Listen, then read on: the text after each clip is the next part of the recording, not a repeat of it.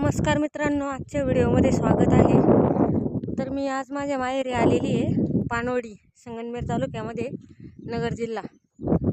तर बघा आमच्या गावाकडचा व्ह्यू, ते आमच्या पप्पांचं वावर आहे, तिकडेच आम्ही फिरायला आलोय। आणि तसंच वावराचे तिथंच हा डोंगर आहे, असे डोंगर आहेत। तर आम्ही डोंगरावर आलेलो आहे।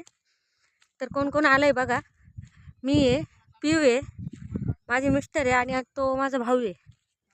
तर आम्ही सगळे आता डोंगरावर चाललोय आणि डोंगरावरच पलीकडून पाण्याचा साठा करण्यासाठी किती वेळचं बांधकाम केलेलं आहे। तर आम्ही ते बघण्यासाठी हा एवढा मोठा डोंगर चढून जाते। आम्ही लहानपणी यायचो ना, तर ह्या दगड असे उचकायचो आणि त्याच्या खाली विंच शोधायचो, खूप मजा यायची। ती दिवस आठवले की आत्ता पण खूप भारी वाटतं।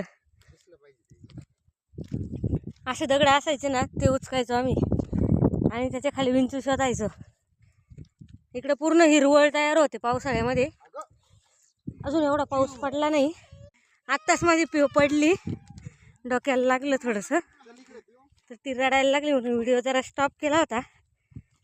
तर बघा अशा प्रकारे पूर्ण उंचावरती आलोय। पलीकडून आता दरी आहे, त्या दरीतच असं बनवलेलं आहे पाण्याचा साठा करण्यासाठी। तर ते बघण्यासाठी जेवढं लांब आलोय, प्रचंड असा दम लागलेला आहे। तर बघा पलीकडे पण डोंगराचे, पण एक दरीमध्ये पाण्याचा साठा आहे आणि बाकी सगळे डोंगराच आहेत। तर आम्ही लहानपणी जेव्हा यायचो ना, ते गायांसाठी पाणी, गायांना पाणी पाजण्यासाठी वगैरे जायचो, तिथं मजा यायची। खूप दिवसानंतर, म्हणजे 4 वर्षानंतर मी आली इकडं। तर बघा हे जे दगड आहे ना, यापासून आम्ही रांगोळी बनवायचो। हे दगड आहे ना, याचं असं वैशिष्ट्य आहे, हे चुलीत किंवा आपण आगीत भाजायचा आणि नंतर मग खलबत्त्यात वगैरे कुटून चाळून त्याची रांगोळी तयार व्हायची। तर बघा खूप असा छान नजारा आहे। किंवा अजून पण रडतीये बघा, अशा प्रकारे चाललोय। तर बघा इथे पाण्याचा साठा येतो, आहे भरपूर मोठा आहे तो। त्याची भिंत पण दाखवते तुम्हाला, भिंत पण खूपच मोठी।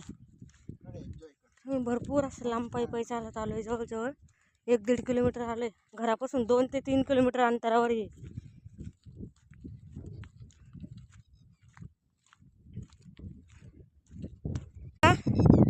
ती भिंत आहे, इथे दिसते ना, ती व्हाईट कलरची, ती भिंत आहे।